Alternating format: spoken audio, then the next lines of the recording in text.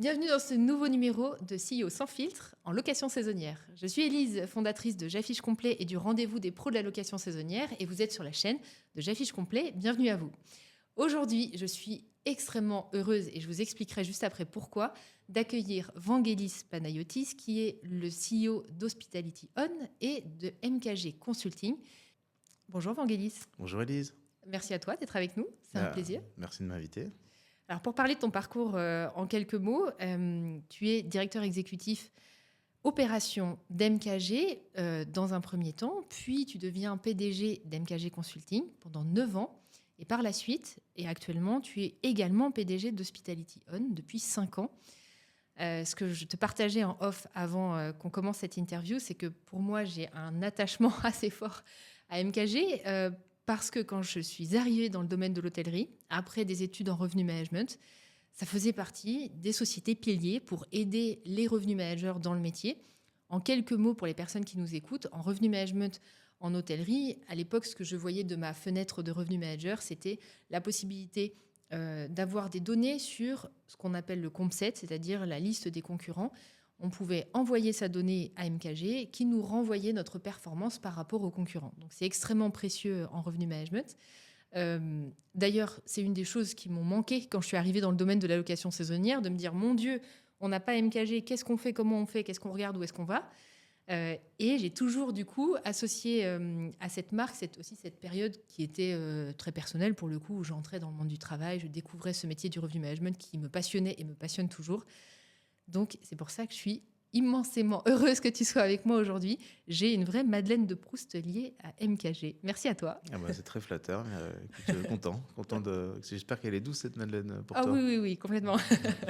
Et ce, d'autant plus, et tu me fais une excellente transition, d'autant plus douce, parce que j'ai compris aussi récemment que vous avez un œil vers la location saisonnière, on aura l'occasion d'en parler plus en détail, qui m'a fait dire aussi que c'était très chouette de pouvoir retrouver la société MKG dans cette nouvelle activité que j'ai moi en location saisonnière depuis 5 ans. Pour commencer, ce que je te propose, est-ce que tu peux nous parler un peu de ce qu'est MKG pour toi, qui a fondé la société et comment ça s'est passé ta prise de poste en interne? Oui, alors c'est toutes les histoires personnelles, hein, elles sont toutes singulières, en tout cas j'imagine, et même à mon avis elles suivent toujours un même parcours. De toute façon, dans la vie, il faut toujours faire les choses avec du cœur, quoi que tu fasses. Si tu veux, MKG, mais l'entrepreneuriat au sens large, c'était toujours un petit peu ce que j'avais envie de faire. Et MKG, ça a été créé par mon père, qui voulait justement amener une vision factuelle, donc amener de la data dans un secteur qui était en train de s'industrialiser. C'est dans les années 80-90. Donc ces grandes chaînes hôtelières étaient encore des petits groupes avec plein d'ambition. Si tu prends le cas de la France, c'était Louvre-Hôtel, Accor, qui étaient les vrais gros industriels. Et ils avaient besoin de mobiliser pas mal de capitaux pour justement ouvrir 10, 20, 30, 100 hôtels par an.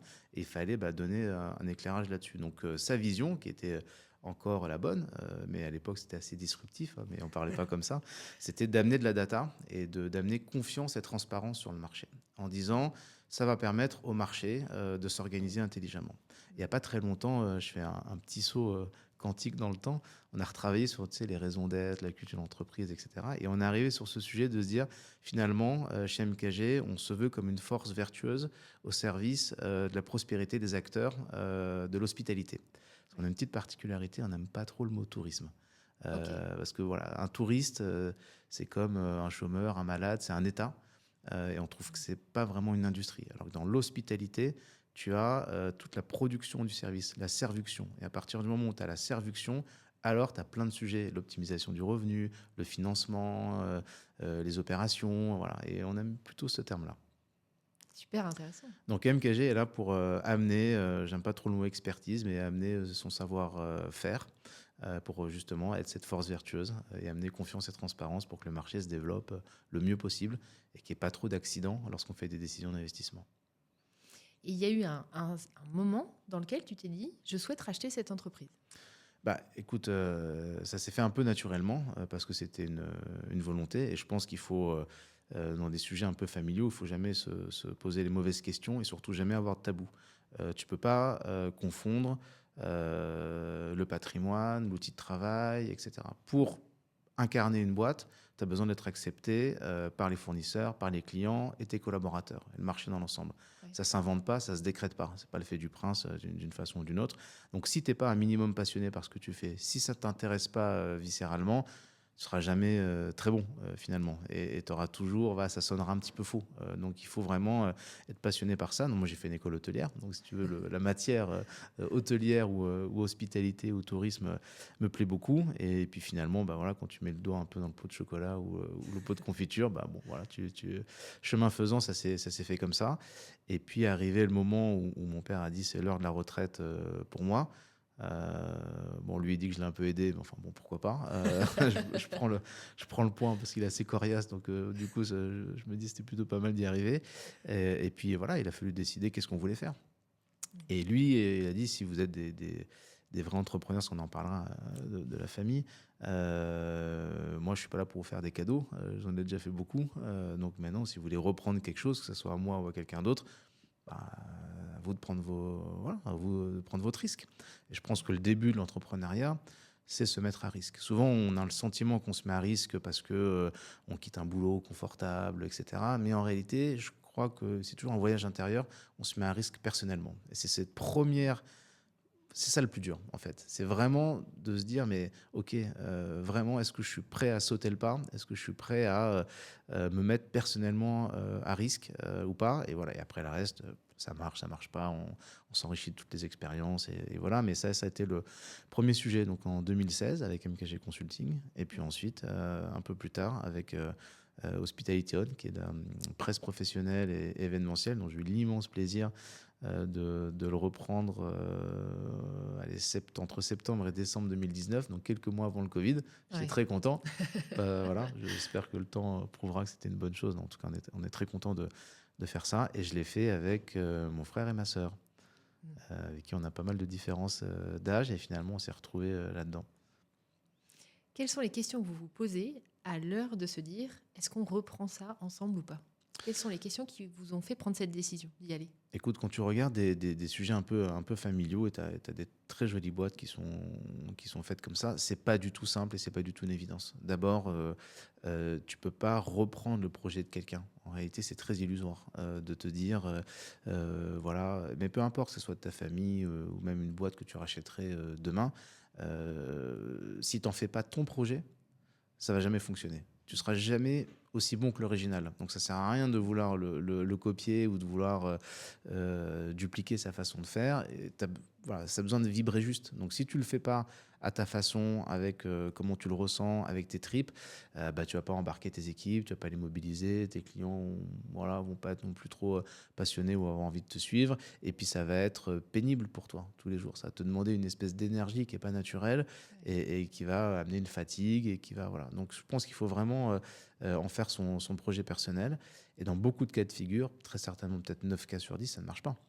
De se dire tiens je vais reprendre telle chose, voilà, on le voit je sais pas, que ce soit des exploitations agricoles jusqu'à des hôtels ou autres, c'est pas du tout une évidence, tout le monde n'est pas fait de la même façon. Et donc j'ai 8 ans d'écart avec mon frère et 22 ans avec ma petite sœur qui nous a rejoint l'année dernière. Et écoute, ça s'est fait totalement naturellement. Donc on s'est dit, on va pas aller chercher les emmerdes où ils sont pas. On a envie de bosser ensemble. On est content, ça nous plaît. Chacun a un peu son rôle et on a du plaisir à le faire. Donc voilà, c'est pas du tout une contrainte et ça s'est fait. Voilà, tout le monde avait le choix en fait. On a tous fait ce qu'on a fait parce qu'on avait le choix de le faire. Et donc on est rentré assez librement dans cette aventure. Ok. Tu sais que moi, je me suis toujours dit, l'entrepreneuriat, déjà, à la base, c'est pas simple. Ou diriger une entreprise, c'est pas simple.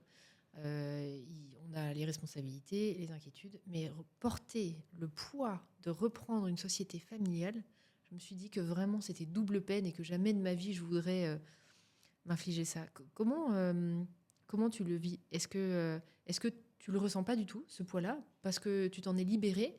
Ou est-ce que tu le ressens et en effet, c'est quelque chose qui est dans ton quotidien?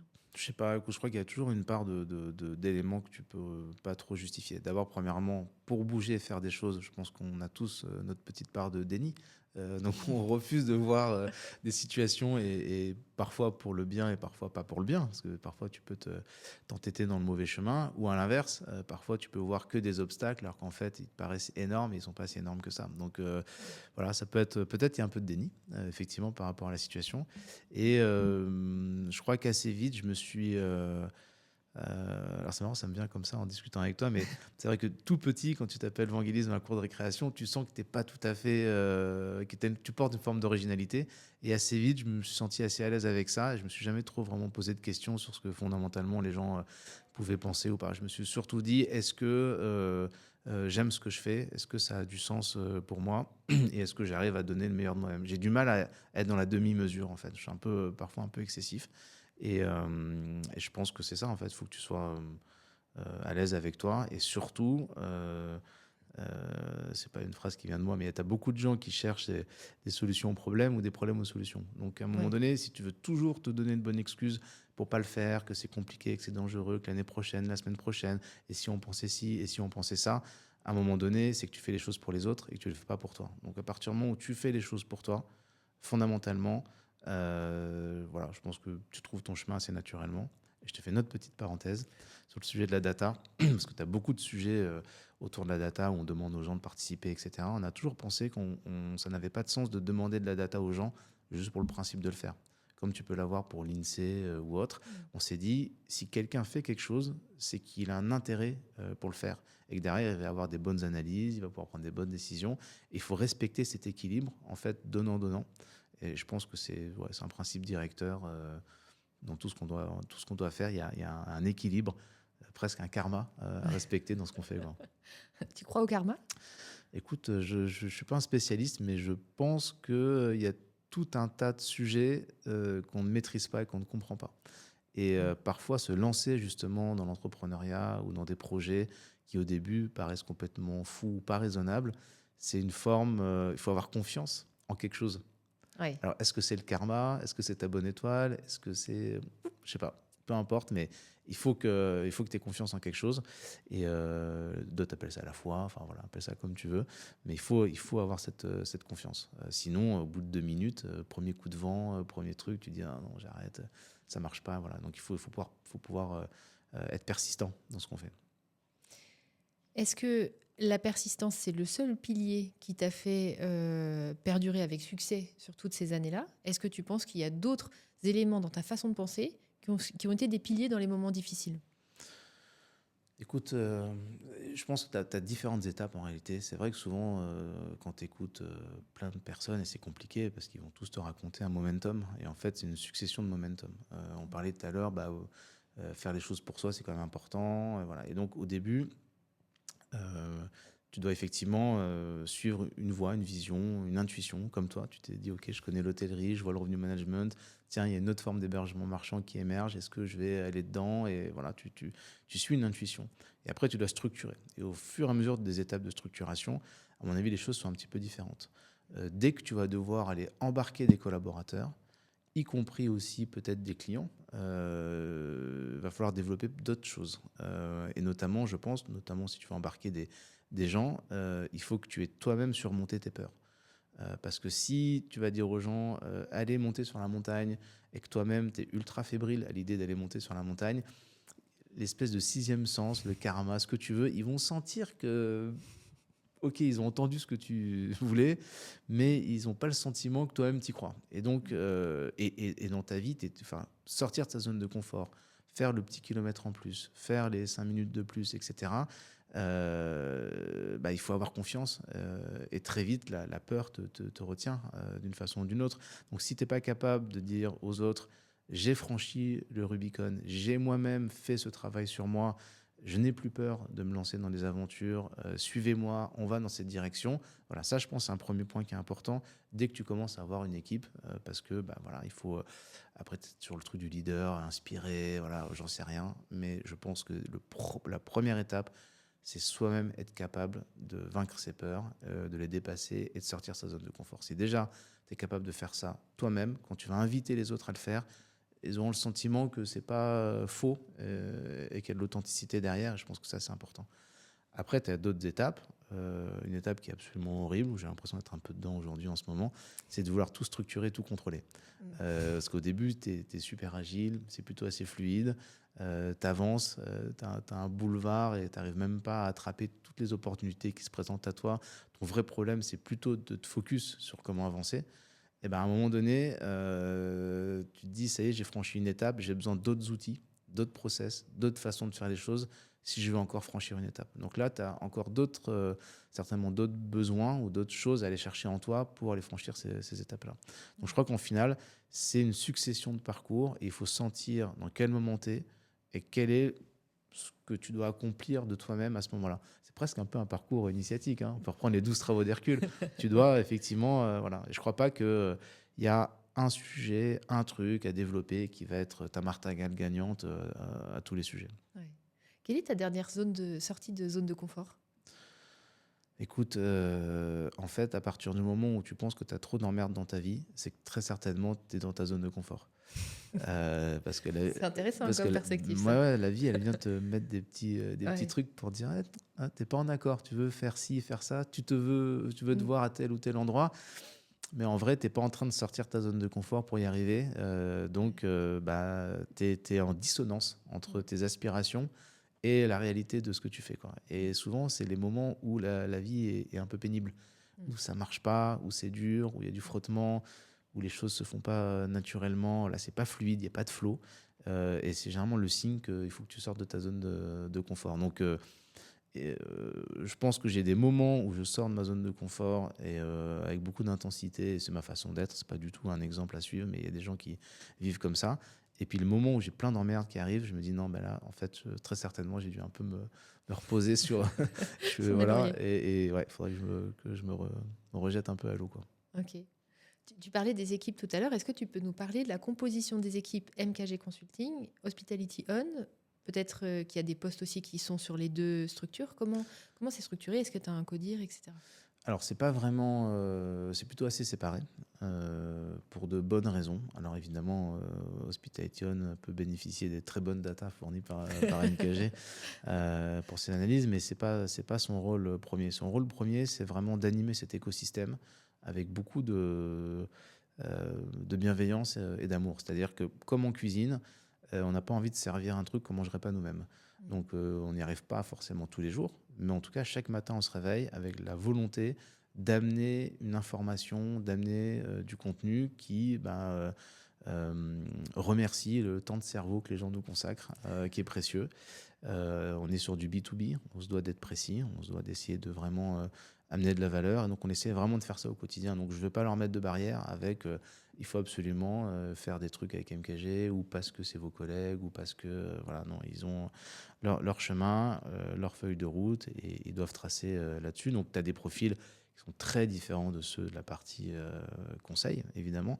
Tu vas avoir des maquettistes, des graphistes, des réseaux sociaux, des journalistes, des analystes, et voilà. Et donc, tu as un sujet. Et puis après, chez MKG Consulting, c'est assez différent. Tu as surtout deux grands métiers qui sont la data et le conseil, les études de marché ou les valorisations d'actifs. Et donc là, c'est vraiment d'amener de l'expertise pour aider aux décisions, faciliter un peu aussi l'apparition des nouvelles tendances. Notre baseline, c'est Open Mind. Pourquoi? Parce qu'on se dit on a suffisamment d'expertise pour être à l'aise d'affronter des nouveaux sujets. On parle beaucoup d'hybridation, on parle beaucoup de nouveaux types de produits, et il faut que tout le monde soit dans les meilleures dispositions pour répondre à ces enjeux. Sinon, on continue à faire les choses toujours comme on faisait avant, et ça finit par s'épuiser, par se fatiguer, et on n'est pas dans notre rôle. Nous, on se doit d'être 15 minutes en avance sur ce qui se passe et sur ce que vont être les tendances, et arriver à faire ruisseler ça dans les rapports, les expertises qu'on fait. Et donc, je réponds à ta question qui était est-ce qu'on a un codir, comment on est structuré? Écoute, on est structuré par département et service. Je crois que de plus en plus, on va continuer à donner de l'autonomie, parce qu'en réalité, la proximité d'action, il faut la donner au manager. C'est lui qui sait prendre la bonne décision. Si tu fais un process, ne serait-ce qu'en management, ultra rigoureux, alors oui, ils vont suivre un process ultra rigoureux. D'ailleurs, un process qui cadre très fort, c'est une zone, c'est même pas, c'est un bunker de confiance. C'est même pas une zone de confort, c'est un bunker de confort. Et donc, ça leur permet pas de sentir les choses. Et d'ailleurs, dans ce momentum très particulier du télétravail, etc., je pense que le manager, il est là pour amener le vernis humain dans l'entreprise. L'entreprise, elle a son process, tu peux donner une grille salariale, tu peux expliquer comment sont données les primes, tu peux dire ce qu'on a le droit de faire, pas le droit de faire, tu peux, le truc très à la mode, les valeurs maintenant, les raisons d'être, voilà, donc, ok, très bien, tout ça, ça donne de la clarté. Mais quand tu vois un gars qui arrive le matin, en un regard, tu sais s'il va bien ou s'il va pas bien. Tu sais s'il a un problème dans sa vie, s'il n'a pas un problème dans sa vie. Et tu sais que quand il va venir te voir en disant tiens, j'ai besoin de prendre une journée demain, c'est peut-être pas parce qu'il a envie de voir 10 séries Netflix d'affilée ou que sais-je, c'est qu'il a peut-être un problème et tu dois être humainement disponible pour entendre ça parce qu'on est avant tout des êtres humains. Et ça, il n'y a que le manager qui peut le faire. Ce n'est pas un gars ressources humaines ou au département administratif qui va envoyer un email justifier l'absence d'un tel. Voilà. Il faut donner cette latitude pour que l'humain amène la valeur à l'organisation. Sinon, ils sont que fonctionnels dans un monde qui est déjà extrêmement anxiogène, stressant, dans lequel les jeunes ont beaucoup de mal à se projeter, à avoir de la perspective. Et donc, si tu leur enlèves ce prisme humain dans l'organisation, t'enlèves tout, quoi. Combien de personnes il y a dans chacune des deux entreprises? Alors, on est à peu près une cinquantaine de personnes. Ouais, 2 tiers, 1 tiers en termes de répartition. Tu as évidemment du service support pour tout ce qui est la partie informatique et tout ce qui est la partie administrative et financière. Et après, il n'y a pas vraiment un comité de direction au sens propre. En fait, on se réunit avec les managers pour traiter les sujets entre guillemets de RH. Donc en gros, qu'est-ce qu'on peut faire, comment ils sentent la situation, est-ce qu'il y a des choses qu'on peut mettre en place, en tout cas pour partager entre tous les responsables voilà, comment ils perçoivent les choses et est-ce qu'on peut faire, voilà, ce qu'on peut avancer. Et ensuite, quand on a un sujet, on aime bien faire un comité sur un sujet. À un moment donné, on se dit là, on a un sujet, ok, on sent que tu arrives toutes les semaines un point dessus, jusqu'à que on considère qu'on est allé au bout du sujet. Et ça marche plutôt pas mal.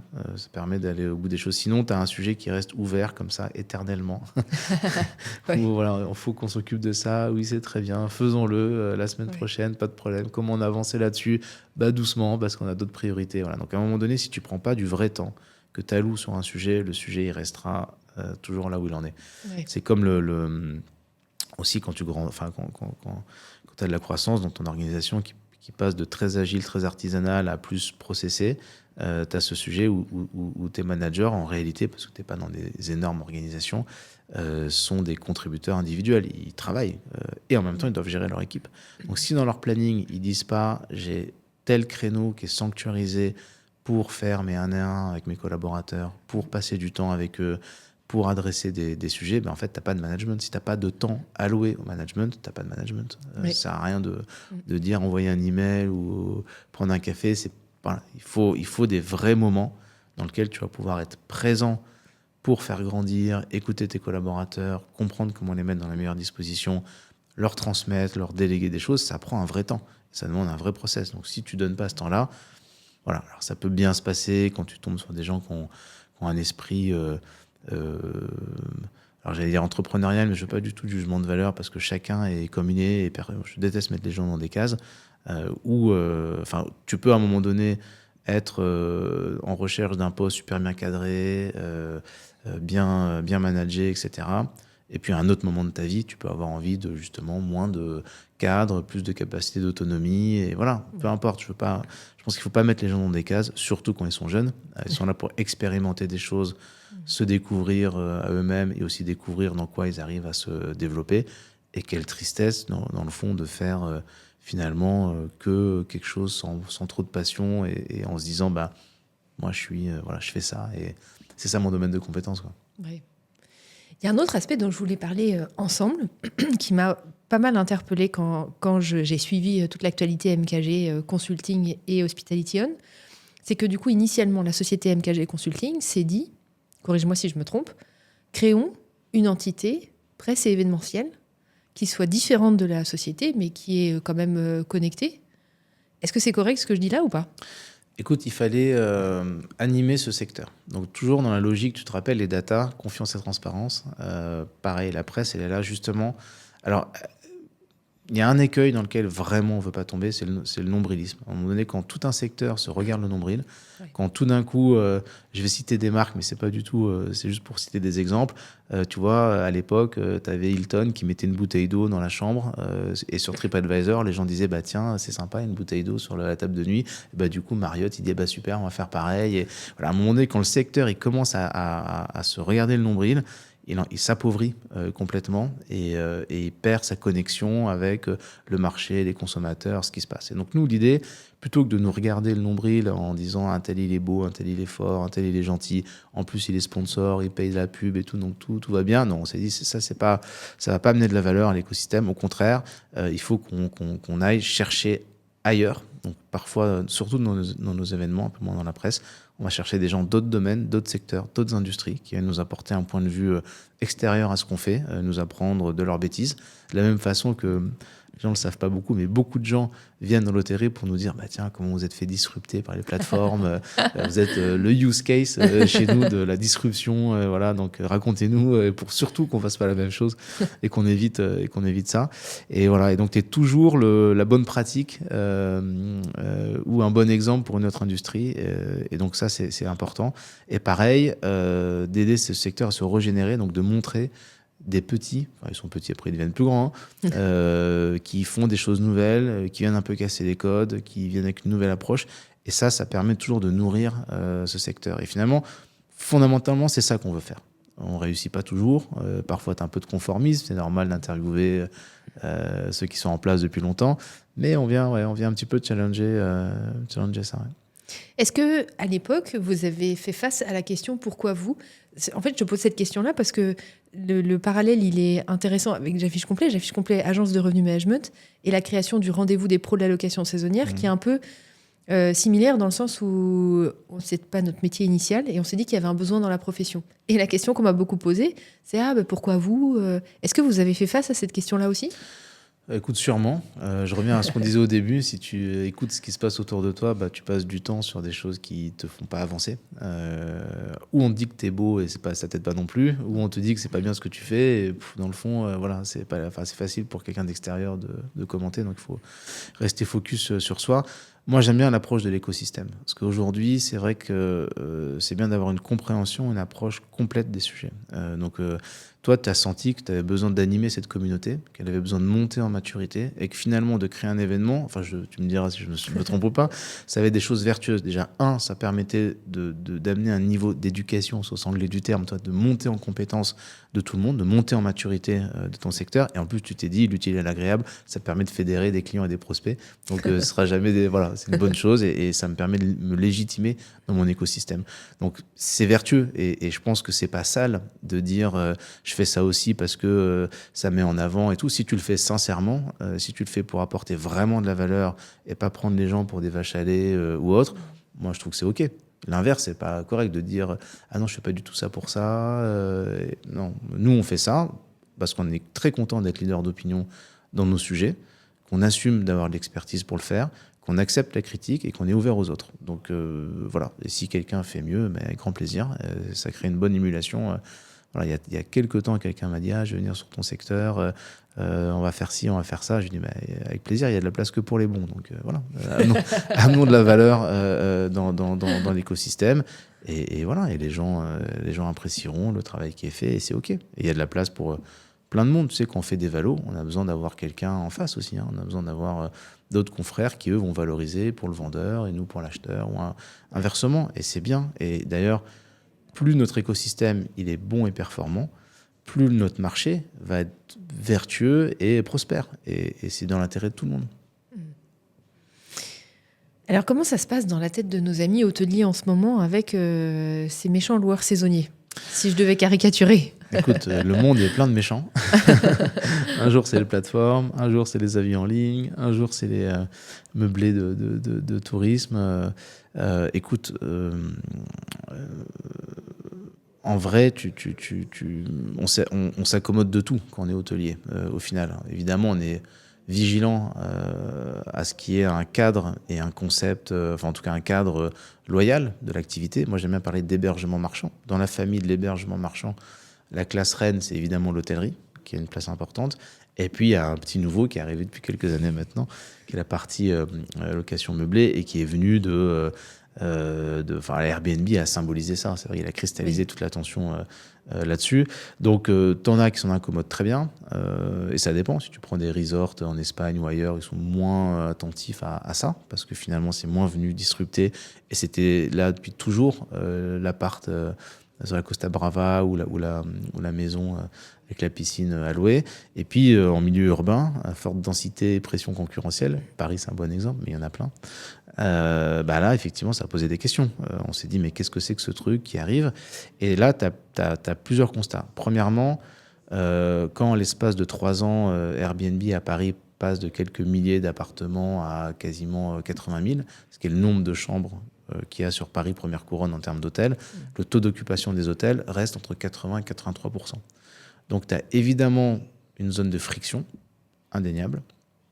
Tu as évidemment peut-être sur le moyen et long terme une concurrence déloyale, et c'est pour ça qu'il y a eu des réglementations encore il y a quelques jours. Je ne sais pas quand sera diffusé le podcast, mais voilà, il y a eu des évolutions sur la réglementation.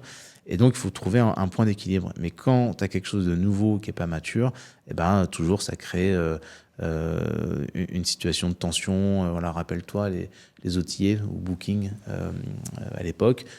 Maintenant, ils font partie du paysage. Il y a un vrai rapport de force entre tout client-fournisseur. C'est comme ça. Et je pense que la partie meublée de tourisme va trouver sa place ou a trouvé sa place et va venir s'installer durablement.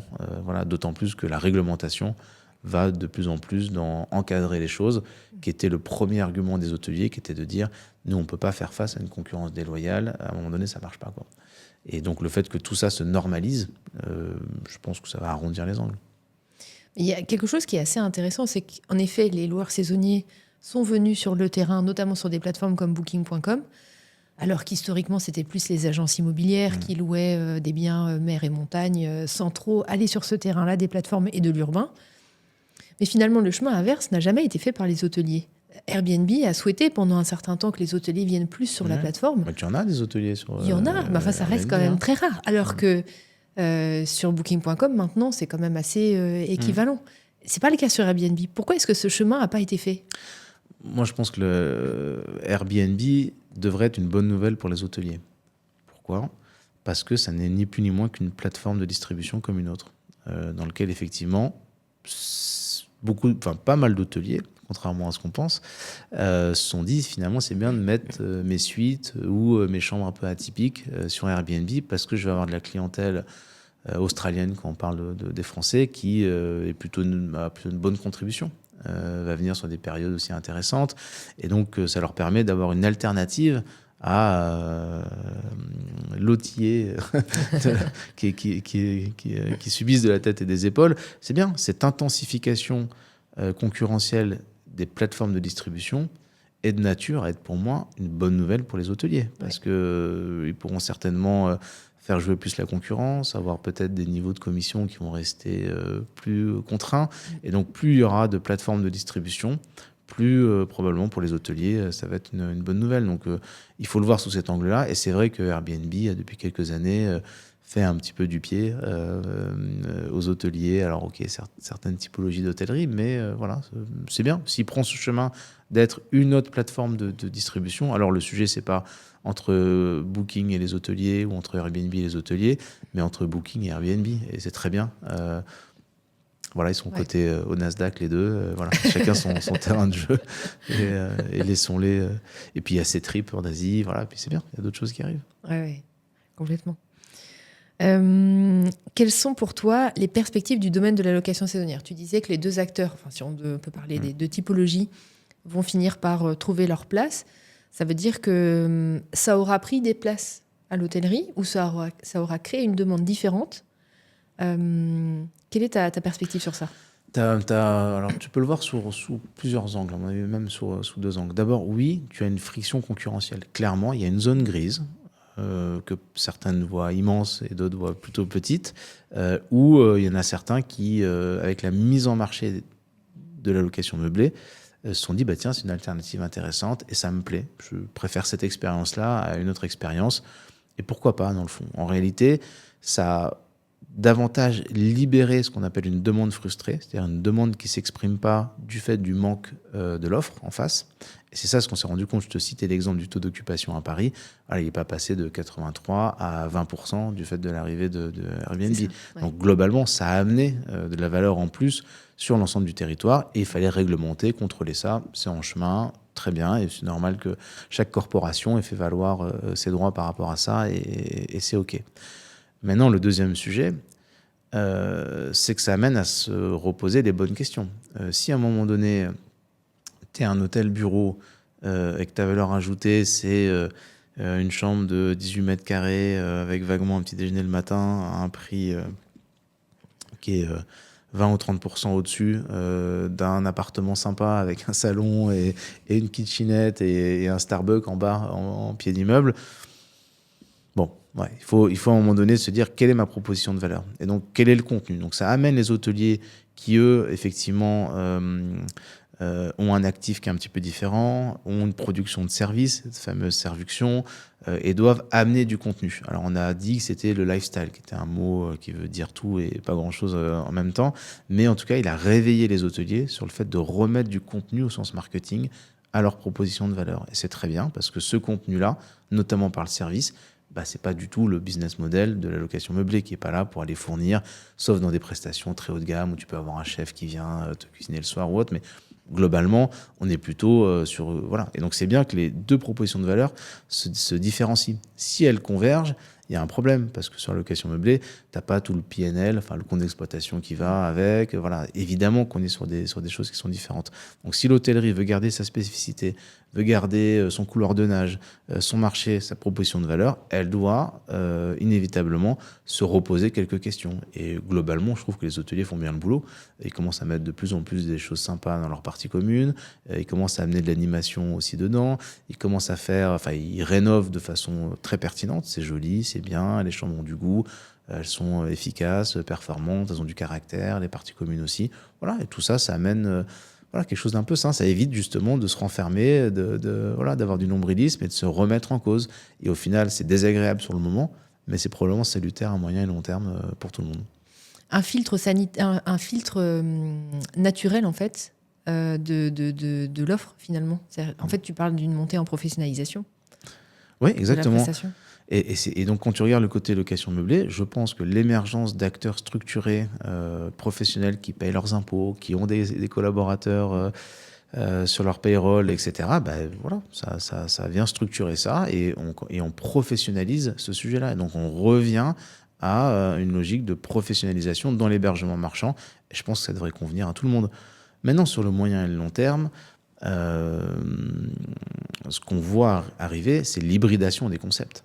De plus en plus, tu vas avoir des hôteliers qui vont racheter l'immeuble à côté et qui vont se dire on en fait une espèce de résidence. Et donc, on a une double commercialisation sur des hôteliers classiques hôtelières et sur des plateformes plus spécifiques sur la partie appartement. Finalement, le Covid nous a appris certaines choses. Nous a appris que l'hôtellerie, des 30 dernières années, on réduisait les mètres carrés parce qu'on était dans l'hyper-optimisation du revenu. Et voilà, d'avoir le voyageur d'affaires qui dort une nuit au prix maximum, etc. Quand on est dans des périodes plus compliquées, finalement, on aimerait bien accueillir une famille. Ah oui, mais on n'a plus de place, on n'a plus un canapé clic-clac pour les enfants, on n'a plus... voilà. Et donc, je pense qu'on est passé de l'hyper-optimisation qui a probablement guidé, d'ailleurs on voit le RevPAR, le revenu était plutôt boosté par le prix moyen, c'est sur le dernier grand cycle, quasiment les 30 dernières années, et là on sent qu'on a besoin de résilience, et donc la résilience, c'est une autre forme de performance, elle est plus uniquement, elle est un peu plus tout-terrain, c'est-à-dire qu'on se dit on a des produits qui finalement, quand c'est le week-end, ou quand c'est... Enfin on aimerait bien mixer les segments de clientèle. Et pour mixer les segments de clientèle, il faut des produits qui soient un peu plus tout-terrain, un peu plus hybrides. Voilà. Et donc, on rentre dans ces questionnements aujourd'hui de la part des investisseurs, de se dire, est-ce que j'ai besoin de mettre plus d'hybridation dans mes concepts parce que ça va amener plus de résilience. et c'est OK, et c'est pas forcément ce qu'il y aurait de plus performant à un instant T. Mais dans d'autres endroits qu'on fait des études, on dit non, ici, vous avez quasiment 100% de votre demande qui est sur un produit d'hôtellerie économique standardisé, et c'est très bien. Et c'est le meilleur rendement que vous aurez en tant qu'investisseur, il n'y a aucun débat. Et sur d'autres marchés, on dit, voilà, là, il y a plus de mix à aller chercher. À vous de voir si votre produit veut s'adapter à 1, 2, 3 segments de marché, en se disant que quand tout va bien, on va peut-être privilégier le plus performant, et puis quand ça va moins bien, on est capable de s'ouvrir à d'autres flux de clientèle. Donc on va rentrer dans cette hôtellerie qui est moins codifiée, à mon sens, et c'est normal, parce que les grandes chaînes hôtelières qui sont venues avec une offre standardisée, qui ont industrialisé ce secteur-là, ne sont plus propriétaires des murs et des fonds, ou très peu. Donc ce sont maintenant plutôt des entrepreneurs qui, eux, sont ces petits groupes hôteliers franchisés. Okay, on ne voit pas vraiment qui ils sont, mais c'est des entrepreneurs comme les autres, et qui, eux, se posent plus de questions sur leurs produits et comment ils peuvent mieux répondre aux attentes du marché. Et ça, c'est bien, je trouve que c'est une respiration saine du marché, quoi. Ouais. Il y a un autre aspect dont je voulais qu'on parle ensemble aussi en tant que CEO, c'est la partie internationale. MKG Consulting, mais tu vas me dire si c'est aussi Hospitality On, et dans plusieurs pays. Comment est-ce que cette stratégie de développement a été lancée et vit en fait au quotidien? Écoute, c'est probablement le sujet d'insatisfaction le plus important pour moi. C'est très compliqué quand on est une structure française, je pense, de s'internationaliser. Malheureusement, on le voit, on n'est pas très bon globalement. Alors, ou est-ce que c'est parce qu'on est français qu'on n'est pas très bon? Peut-être. Ou, surtout que maintenant, je pense qu'on maîtrise un peu mieux les langues. Il y a 30-40 ans, on n'était pas connus pour être des grands polyglottes, mais ou parce que notre environnement n'est pas naturellement boosté là-dessus. Alors, il y a plein de choses qui sont en train de se produire. C'est vrai qu'il y a un changement d'état d'esprit, et l'état d'esprit, c'est évidemment clé pour ça. On est un peu gâté parce qu'on a un supermarché domestique, surtout sur les sujets de tourisme au sens large. Donc, voilà, on a déjà pas mal de quoi faire chez nous avant de commencer à s'intéresser au reste. Et, voilà, et on a effectivement une très forte pression de nos camarades à l'Est et à l'Ouest, donc des Américains et des Asiatiques, notamment des Chinois. Et donc, nous, on a énormément de mal à aller sur leur marché, c'est un fait. Ou parce qu'on est très mauvais, ou parce qu'on n'est pas forcément invité. Je laisserai à chacun se faire la part, voilà, parce que vraiment, il y a quelques rares cas qui arrivent à pénétrer ces marchés. Ouais. Mais c'est tellement rare qu'effectivement, je pense que personne nous y invite et personne nous facilite la tâche. À l'inverse, quand on a des grands marchés continents comme les Chinois ou les Américains, venir en Europe, venir sur l'Angleterre, l'Allemagne, l'Espagne ou la France, ça ne te coûte pas tant que ça, proportionnellement, au marché sur lequel toi, tu es tranquillement assis chez toi et que personne ne vient te challenger fondamentalement, quoi. Donc, tu vois, on est condamné à avoir cette forme d'agilité, cette forme de souplesse, parce que l'État en France, et c'est le système dans lequel on vit, on a un système de redistribution, va te pomper beaucoup de ressources pour faire marcher ce qu'est notre vivre ensemble en France. C'est un autre débat, on pourra en parler très longtemps. Donc ça nous ponctionne de la ressource, qui est de la ressource que tu ne vas pas allouer à plein d'autres choses, dont le fait d'investir sur le moyen et long terme, à t'installer durablement à l'international, parce que ça nécessite du temps, de la ressource. Voilà, tu n'as pas cette ressource pour le faire, là où d'autres ont plus facilement ce type de ressources. Et puis, tu n'as pas un état d'esprit naturel. Donc aujourd'hui, je pense que nous, notre enjeu, c'est d'être vraiment le leader au sens de contrôler le marché européen. Et en interne, quand je dis ça, ils me regardent en disant, ça fait un peu hautain, un peu orgueilleux, un peu... Voilà, je dis, non, voilà. Les autres, ils sont chez eux, bien installés, prépondérants. Et c'est comme ça. Vu que nous, on ne pourra jamais... Enfin, je pense très difficilement aller chez eux, chez nous, essayons d'être au moins ceux qui sont un peu structurés. Donc ça, c'est notre combat du moment. Je pense qu'il y a eu beaucoup de... nous, on n'a pas conscience de ça. Tu vois, aux États-Unis, tu vois, en Chine, il y a une conscience de ce qu'est leur marché intérieur et de ce qu'est le fait de créer des champions sur des domaines. Et c'est vrai que tu as cette logique c'est mon dernier édito sur ce sujet-là, à lire entre les lignes, mais où effectivement, quand tu viens sur une industrie, tu viens avec l'ensemble de l'éventail nécessaire pour la piloter. Et donc, si tu prends l'hôtellerie, par exemple, tu as besoin d'un opérateur qui va opérer, tu as besoin d'une foncière ou de financier pour financer les murs et faire l'asset management. Tu vas avoir besoin d'outils de distribution ou autres, etc., et des outils d'intelligence de marché, etc., etc. Et donc, quand tu viens avec juste une partie et des trous dans la raquette, ben, tu restes assez vulnérable à la conquête de marché au sens du business. Mais quand tu viens avec l'ensemble de l'éventail et l'ensemble de la chaîne de valeur ajoutée, c'est costaud en face, hein, pour aller challenger ça, pour aller le secouer. Voilà. Et je ne dis pas du tout qu'il y ait une entente entre les acteurs américains, par exemple, asiatiques. Bon, ça, on sait qu'il n'y a pas de débat, mais enfin, ils ne s'en cachent pas, c'est pas un problème.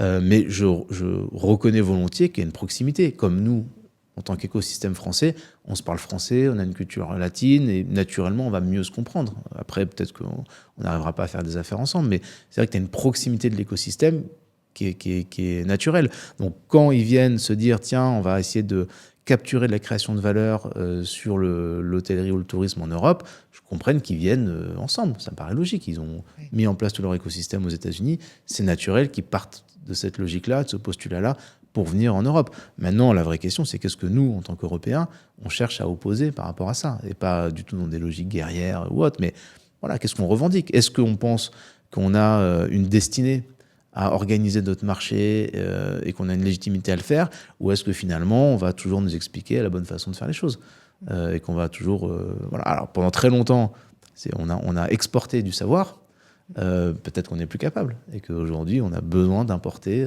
du savoir, qu'on a besoin de se faire gouverner sur des sujets économiques, et voilà. Moi je me lève pas avec cette conviction le matin, donc c'est un moteur qui est assez fort, mais ça demande beaucoup d'énergie. Et alors justement, pour atteindre cette ambition d'être les leaders européens, quels sont les moyens que tu mets en place en face? Eh ben, d'abord, il faut bien maîtriser son marché. C'est vrai qu'en France, c'est un marché où nous, on doit déployer des innovations, parce que quand tu viens avec les mêmes niveaux de produits, à un moment donné, c'est le rapport de force. Et comme le rapport de force, il est déséquilibré avec ces acteurs-là, eh ben, il faut que tu viennes avec des innovations, que tu viennes avec quelque chose, une valeur ajoutée supplémentaire dessus. Et donc, c'est là-dessus que nous, on est en train de travailler. Qu'est-ce qu'on pourrait amener comme valeur ajoutée différenciante, qui soit suffisamment forte pour qu'on puisse continuer à gagner des parts de marché sur l'Europe.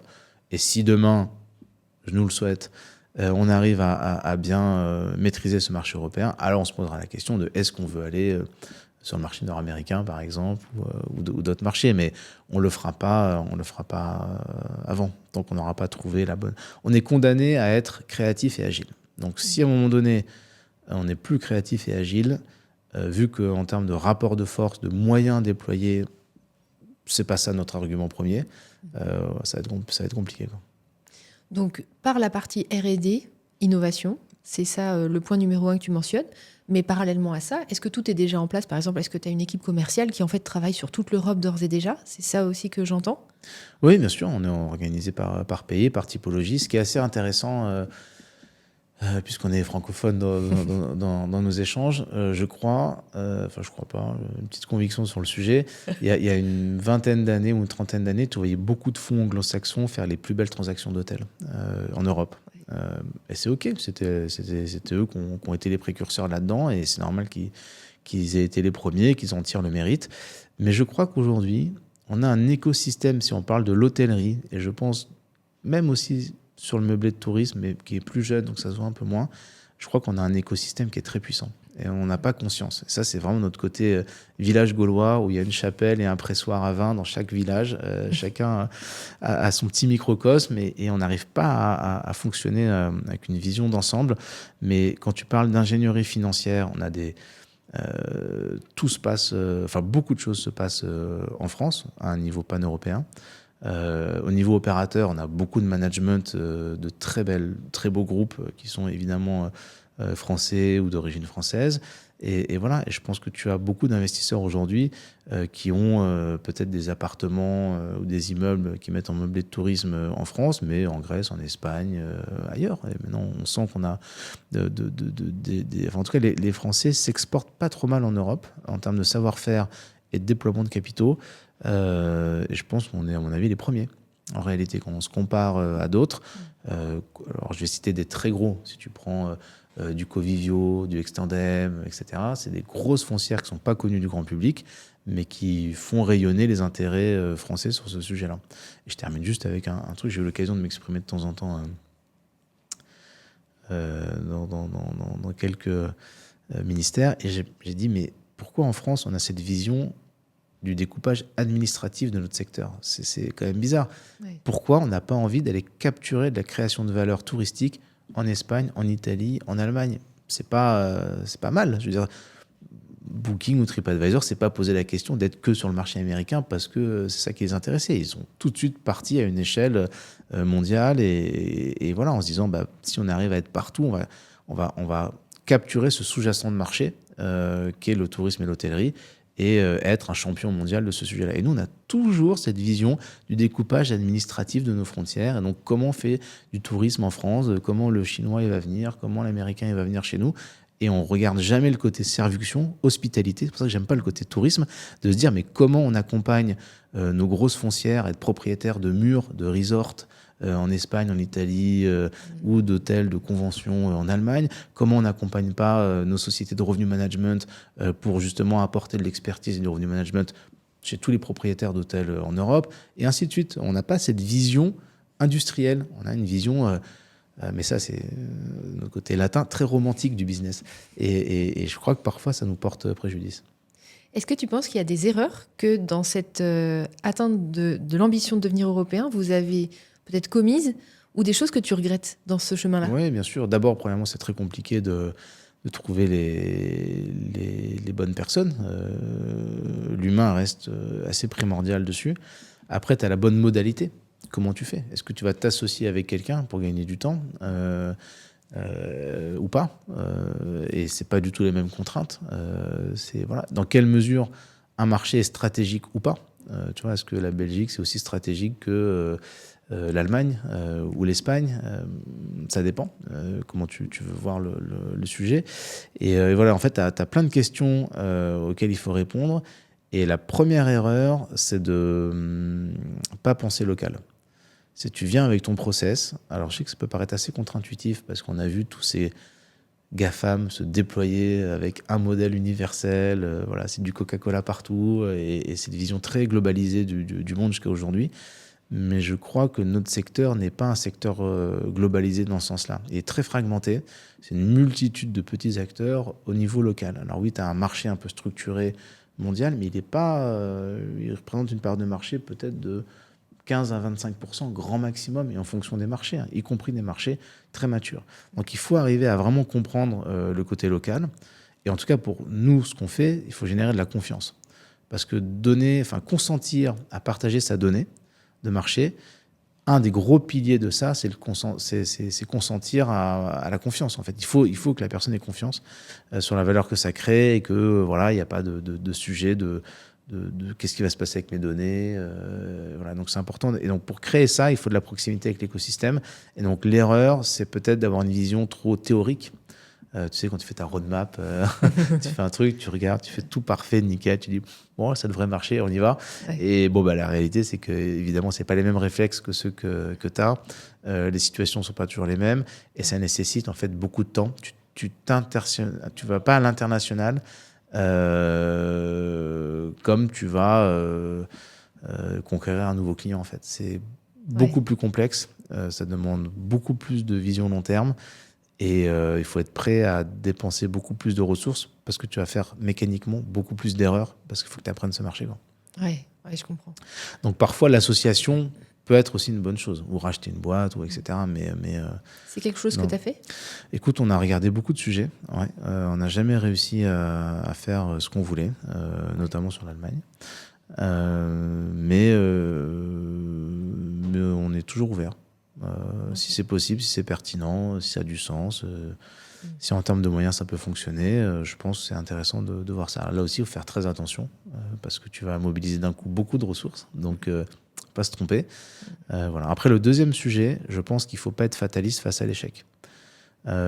Si tu vas et que tu t'es trompé, tu as tout gâché si tu n'as pas appris et que tu n'y retournes pas. Ouais. Donc faut pas se laisser. Alors c'est parfois très pesant. Tu es en colère. D'abord, tu es en colère contre le monde entier. Tout l'extérieur, c'est un tel qui n'a pas été bon. Lui, c'était une tanche, et machin et tout. Et après, tu comprends qu'en fait, tu es en colère avec toi-même. Donc, bon, tu passes le temps à te pardonner et à te dire, bon, très bien, ok, j'ai merdé là-dessus. Ça, je ne l'ai pas vu. Ça, je n'ai pas compris. Ça, je ne l'ai pas bien fait. Et puis, une fois que tu t'es remis un peu de tes émotions, il faut repartir, quoi. Il faut remonter à cheval. Ouais. Voilà. Il y a un point que tu évoquais tout à l'heure, c'est le facteur humain. C'est aussi une question que je voulais évoquer ensemble, parce que sur la partie consulting, du coup, c'est un modèle agence avec une qualité qui repose en grande partie sur le facteur humain. Comment est-ce que tu gères ou quels sont les process que vous mettez en place ou d'autres aspects pour garantir un maintien de la qualité, quelles que soient les personnes ou les changements, etc. Oui, tu as toujours un process qui maintient la qualité, ça c'est sûr, c'est évident.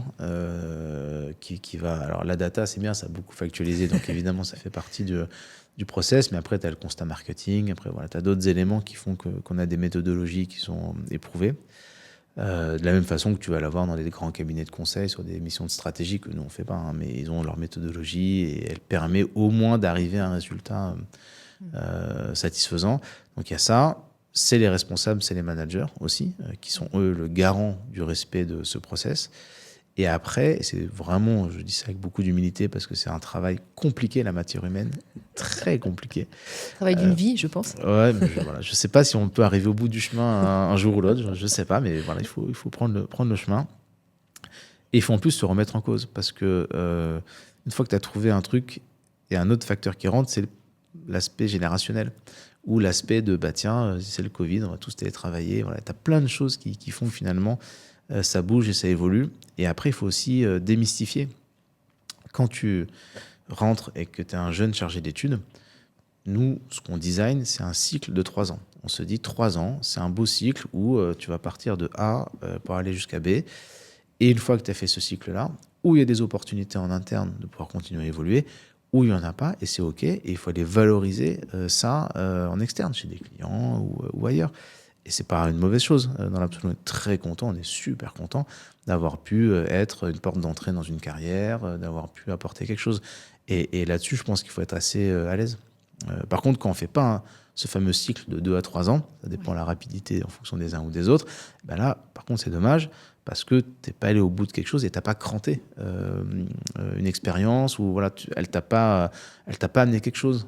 Et donc, si tu veux monter progressivement un peu comme un escalier dans ta carrière, il faut absolument capitaliser sur des acquis. Mais si tu n'as jamais le temps de capitaliser sur des acquis, surtout dans la partie conseil, où en réalité, ni ça se décrète, ni c'est une fulgurance, ça n'est que l'accumulation d'expérience dans le temps qui fait ta valeur en termes d'expertise. L'expertise, ça n'est que ça. Tu ne vas pas arriver, lire un livre, essayer d'être expert en quelque chose. Non, tu es expert en quelque chose parce que tu as fait, refait, refait et que tu as vu plein de choses et que, OK, à partir d'un certain temps, on peut considérer que tu es expert. Et encore, si tu es bon et que tu aimes bien ce que tu fais et que ça t'intéresse. Parce que si ce n'est pas le cas, ça va être très très long avant d'avoir une bonne expertise, quoi. Et quelles sont tes attentes concrètes vers les managers pour qu'ils garantissent la qualité dans leur équipe? Est-ce qu'il y a des facteurs clés de succès sur ça? De toute façon, il faut toujours remettre le métier sur l'ouvrage.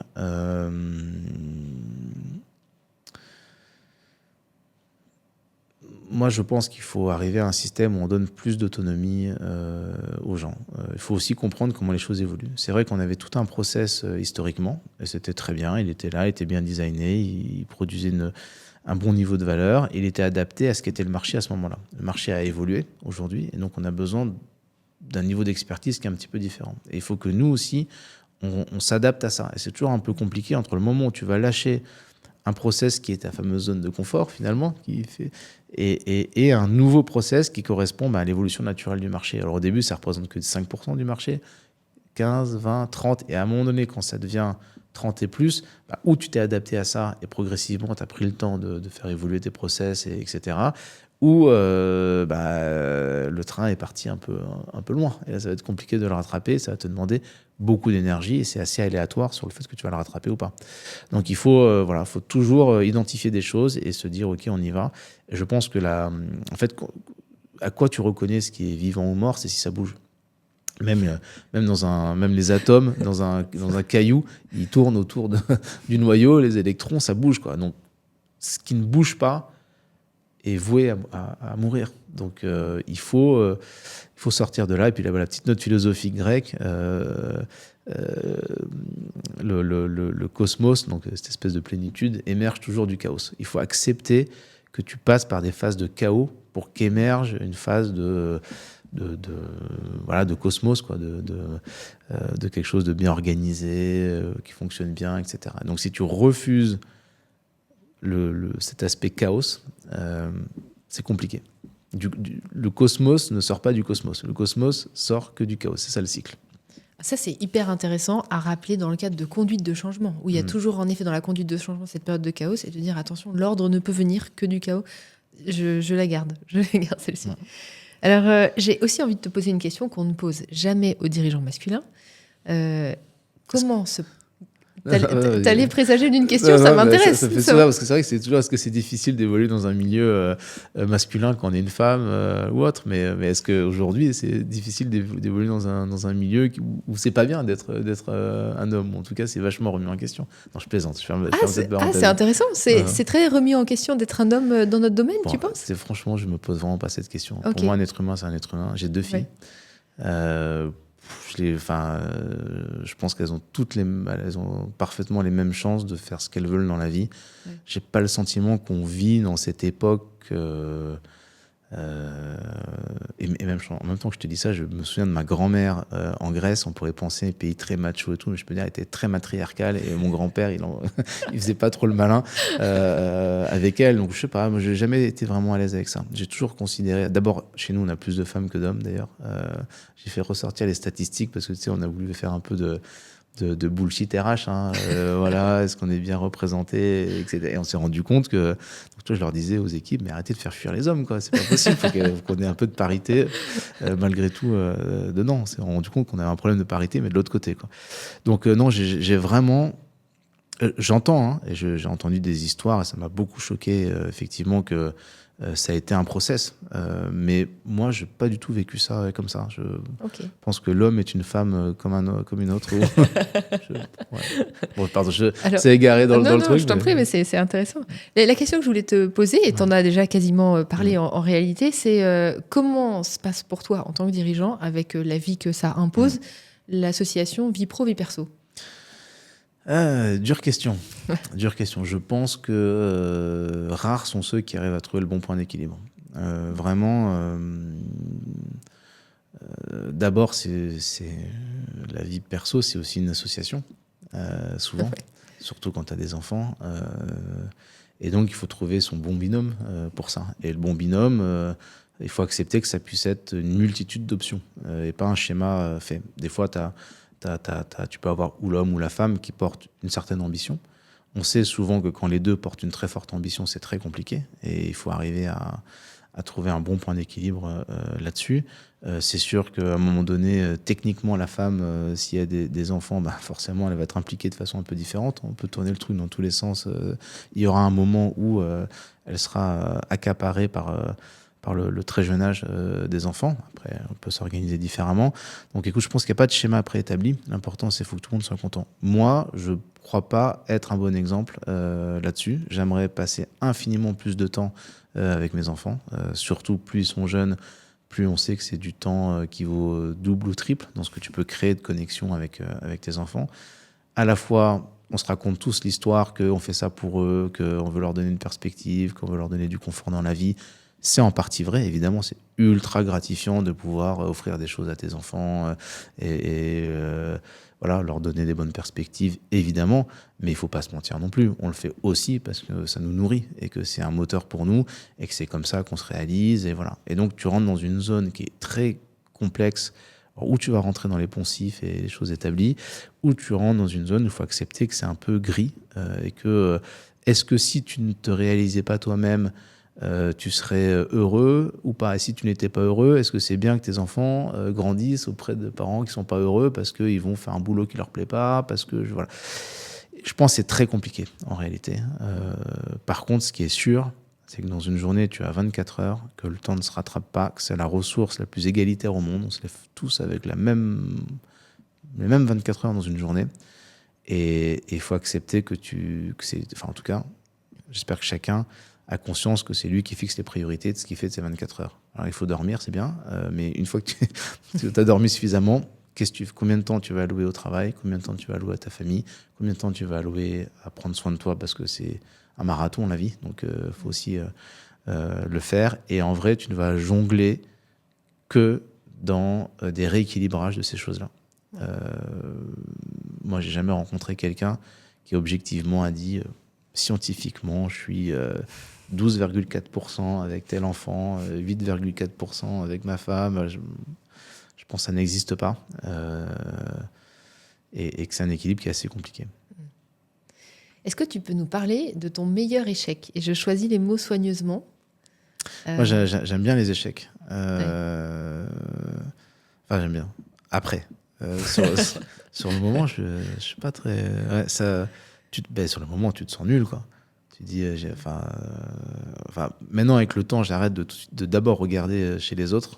Je comprends que le point commun de tous mes échecs, c'est moi. Donc, je me dis, ok, très bien. Qu'est-ce que j'ai pas. Et puis, en même temps, c'est un peu de stoïcisme de parler comme ça, parce que, évidemment, que tu as des facteurs externes, mais tu peux rien sur les facteurs externes. Donc, ça sert à rien de se fatiguer dessus. Regarde, qu'est-ce que toi, tu peux faire, ou que tu aurais pu faire, ou que tu aurais pu éviter. Et si tu n'as rien pu faire, alors te lamente pas. Et c'était comme ça. Et ça devait être comme ça. Et il faut l'accepter. Si le meilleur échec, c'est sur la techno. Nous, on n'est pas une boîte historiquement de techno. C'est pas notre truc. Alors, mon frère est ingénieur, mais il a choisi de plutôt s'occuper de la partie administrative et financière. Voilà, c'était bien de coder quand il était jeune, mais ça l'a moins plu derrière. Et donc, quand on a dû aborder des sujets de techno, on les a très mal abordés. Structurellement, fondamentalement, ça nous a fait faire des erreurs. On a beaucoup appris de toutes les erreurs qu'on a fait sur la tech. Et si on avait été une boîte historiquement de tech, on aurait fait certainement des choses très différemment. Ouais. On est plutôt une boîte marketing. Donc sur le marketing, on est confort, on sait bien faire, on peut toujours faire mieux. Mais sur la tech, on n'a pas été bon. Ouais. Non, c'était pas mal d'échecs. Ça nous a coûté beaucoup de temps, de ressources, de touffes de cheveux qui sont tombées par terre. Voilà, ça va un peu mieux, mais on a eu pas mal d'échecs là-dessus. Ouais. Ok. Il y a une autre question que j'aime beaucoup. As-tu une idée dans le domaine de l'hospitality sur lequel tu sais que tu es à contre-courant de ce que beaucoup de personnes pensent? Alors c'est marrant parce que j'ai souvent l'impression que c'est le cas. Donc tu me poses la question. Si par exemple sur le revenu management, je trouve comme ça va te concerner aussi. Oui, j'allais dire c'est chouette. je pense qu'on a eu une espèce de maladie avec cette hyper optimisation du revenu et on a perdu deux choses essentielles. C'est que en dessous d'un certain prix, tu dévalorises ton produit. Et au-dessus d'un certain prix, tu te fous de la gueule de ton client, ce qui est à moyen et long terme n'est jamais une très bonne chose. Donc en réalité, arriver à définir c'est quoi ton serpent, enfin cette espèce de entre-deux dans lequel c'est OK dans certains événements ou d'aller chercher du prix, ça va être accepté, tu ne vas pas détruire une valeur marketing, parce que quelqu'un qui rentre dans une enseigne qui n'a pas été rénovée depuis 12 ans, parce que c'est un événement à ce moment-là, ce week-end ou je ne sais pas quoi, il n'y a pas eu de CAPEX dedans, voilà, enfin le truc qui va payer 9 fois le prix prévu, combien tu vas dépenser en marketing pour fidéliser celui-là? C'est bon, lui, tu l'as perdu à vie. Plus jamais il va revenir dans ton enseigne ou dans ton produit, c'est terminé. Donc voilà, je crois qu'on n'a jamais vraiment trop appréhendé la vision complète de l'impact que pouvait avoir le revenu management. Et tu as certaines chaînes qui ont... en tout cas, je pense d'avoir un prix lisible, un bon deal avec le client, et d'arriver là-dedans à optimiser, c'est bien. Et parfois, on a été vraiment dans l'excès à se dire... on s'en fout, on peut faire plus 300% à ce moment-là, on y va, c'est ce qui compte. Voilà. Donc ça, je pense que c'est peut parfois être perçu comme étant un peu à contre-courant. Et après, là, pour le coup, c'est pas être à contre-courant, mais je pense que le plus gros déficit qu'on a à date dans notre secteur, c'est le manque de leadership et avec une sous-estimation quasi mortifère du middle management dans les exploitations hôtelières. C'est eux qui tiennent la boutique. Tu peux avoir le CEO d'un grand groupe international qui est malade. Je pense que tout le monde s'en fout. Mais la femme de ménage, si elle ne vient pas faire le ménage le matin pour les clients de l'hôtel, c'est plus compliqué déjà. Et donc, aujourd'hui, on doit mettre beaucoup de focus. On est en retard. Alors, on a corrigé les choses. On a corrigé un peu les salaires. On a corrigé un peu la pénibilité.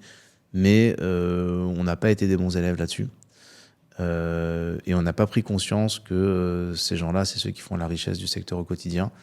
Et on a un devoir de les accompagner et de faire que ce métier-là, même si parfois il est pénible, même si voilà, y a des hauts et des bas, ça reste une belle industrie dans laquelle on a envie de travailler et se développer. Et je pense qu'on a un peu raté ça collectivement. Ouais, on a un devoir de soigner l'attractivité aussi de ces missions-là qui sont capitales. Ouais. Exactement. C'est un très beau métier, c'est très paradoxal. C'est-à-dire que tu as à la fois les jeunes qui veulent de la flexibilité, de la souplesse, du sens, du contact humain, voilà, tout ça, c'est 100% ce qu'on propose nous dans nos métiers. Et bizarrement, on n'arrive pas à trouver des gens. Ouais. Alors qu'on peut bosser samedi, dimanche et pas lundi, mardi, qu'on peut faire des semaines de 4 jours, c'est pas très compliqué à organiser dans nos secteurs, que tu as 1000 choses qui peuvent être faites. Et d'ailleurs, les innovations, on pense souvent qu'elles sont techno, mais pour moi, les vraies innovations, enfin, le changement, c'est pas la machine qui va changer, c'est l'humain, c'est le rapport de l'humain. Ouais. Donc en réalité, dans les transformations, digitales ou autres, ce qui compte, c'est transformation, et transformation, c'est l'humain qui transforme. Donc si on oublie ça, on peut décréter dans tous les sièges ou autres qu'on va faire comme ci, comme ça, mais si derrière ça ne suit pas sur le terrain, voilà. Et ça, souvent, on a du mal à comprendre ça. Et beaucoup de groupes franchisés ou autres qui sont successful, je trouve, ont des politiques et des approches de l'humain à tous les échelons dans leur organisation qui va dans la bonne direction. Je suis très content de voir ça. Maintenant, il faut que ça se propage de façon plus naturelle sur l'ensemble du marché. Ouais. Pour revenir au point revenu management, je me permets d'y revenir. J'ai fait exprès. Je me suis dit que ce serait quand même bizarre que tu réagisses pas au sujet. C'est ça. Est-ce qu'à ce propos, tu ne penses pas que la prépondérance de plus en plus importante des notes sur les annonces vient en fait poser une limite naturelle au revenu management, puisque à partir du moment où le revenu manager... En fait, pour moi, la limite d'un revenu management sain, c'est à partir du moment, en termes de prix haut, c'est à partir du moment où on n'a plus une bonne note. Et ça rejoint un peu ce que tu dis là. Et je trouve que la prépondérance des notes, finalement, elle vient apporter une limite saine à un revenu management dévergondé. Tu vois. Oui, mais je crois que avant, c'était devenu enfin, à un moment donné, c'était devenu un élément central, la note. Je trouve que ça devient de plus en plus un élément parmi d'autres. Qu'est-ce qui fait la valeur d'un produit? C'est sa valeur marketing. En grande partie, tu as sa valeur d'usage, mais tu as sa valeur marketing. Donc, en gros, combien tu es prêt à payer en plus pour une paire de baskets qui a une virgule ou pour un téléphone qui a une pomme? Est-ce que tu es prêt à payer 2 euros de plus ou est-ce que tu es prêt à payer 100 euros ou 300 euros de plus? Pareil, si tu as 2 hôtels, un Hilton et un Marriott à Chicago, l'un en face de l'autre, si tu enlèves les enseignes, tu rentres dans le lobby, déjà je te défie de savoir lequel est lequel. Et donc s'ils veulent vraiment tester leur valeur de marque, il va falloir... Il y en a un qui va se mettre 300 $ en plus de l'autre et on va voir comment ça va se passer. Je ne suis pas sûr que ça se passe si bien que ça. Donc au final, c'est quel est effectivement le contenu que tu vas mettre. Et ça, pour moi, c'est le point de départ là-dedans. Et tu n'as plus de problème quand tu as un contenu qui est très fort. Apple ne cherche pas à être distribué à la FNAC, c'est la FNAC qui cherche à distribuer Apple. Donc tu as tellement de valeur dans ton produit, tu apportes tellement quelque chose de différenciant, tu apportes aussi une valeur individuelle. Souvent, je sais pas, par exemple, c'est la grande réussite des Trigano avec Serge et Jérémy. Chez Mama, tu as l'impression de t'appartenir à une communauté, tu as l'impression d'avoir autre chose qu'une douche et un lit pour 6-7 heures. Quoi. Tu rentres dans quelque chose qui est différent. Et donc, le prix va être moins un facteur d'appréciation. Et même la note peut parfois être moins un facteur d'appréciation. Si tu es des jeunes qui vont en enterrement de vie de garçon et que tu vois qu'une mamie du Pas-de-Calais n'a pas du tout aimé l'établissement, tu te dis peut-être qu'on n'est pas sur les mêmes référentiels, on ne cherche pas à faire la même expérience, etc. Donc je pense que les gens sont de plus en plus professionnels, attentifs, capables de lire ce qu'est la proposition de valeur. Les publicités d'hôtels où tout le monde tombe en arrière sur le lit et que tu as une vue de drone et machin, ça emmerde tout le monde. Et qu'on invite de plus en plus, de la même façon que tu as vécu avec la cuisine, avec tout ce qui était Top Chef ou autre, les gens ont eu le sentiment de passer de l'autre côté de la cuisine et devenir beaucoup plus experts dans comment apprécier la qualité de ce qu'on va te servir dans un restaurant. Je pense que de plus en plus, dans l'hôtellerie, les gens sont curieux de savoir comment se passent les choses, comprennent l'effort qui est consenti, la qualité de service. Voilà, ils vont devenir... le monde dans lequel on est, c'est un monde où la frontière et l'hermétisme qui existait entre l'univers B2B et l'univers B2C est tombé. C'est pas parce que tu fais une pub B2B qu'elle doit être chiante, ringarde, institutionnelle et machin. Donc, maintenant, tous les codes sont complètement mélangés. Et ça, c'est assez intéressant. Et je pense que ça va venir de plus en plus dans notre secteur où quelqu'un va à l'hôtel, mais peut-être il loue son appart sur Airbnb ou il a acheté un studio pour le louer. Donc, c'est un hôte aussi, d'une certaine façon. Bah, tout ça est en train de se mélanger complètement et de vouloir dire il y a un voile mystérieux sur une industrie ou un back-office de quelque chose, je pense que ce sera de moins en moins le cas. Super. Merci Vangelis pour tes partages et pour ces échanges. Elisa. Est-ce que tu veux rajouter un mot de la fin ? Je le dis souvent, alors désolé pour ceux qui l'entendent à chaque fois. On parlait qu'on avait 24 heures dans une journée. Franchement, passer 1 heure sans mettre du cœur à ce qu'on fait, c'est tellement dommage. Donc si vous êtes dans un métier qui vous emmerde, ayez le courage de faire autre chose. Si vous êtes dans une situation qui ne vous plaît pas, alors vous n'avez pas besoin d'être radical, hein, mais toujours, dites-vous, la vie peut s'arrêter du jour au lendemain. Ça paraît bateau de le dire, mais à chaque fois qu'on le vit, qu'on perd des gens, on se rend compte que c'est quand même une réalité. Et donc faire quelque chose dans sa vie sans y mettre du cœur, ça ne veut pas dire que c'est pas difficile. C'est-à-dire qu'on sait pourquoi on le fait et on le fait avec une authenticité. C'est vraiment ce avec quoi on doit se lever chaque matin, quoi. Merci. Merci.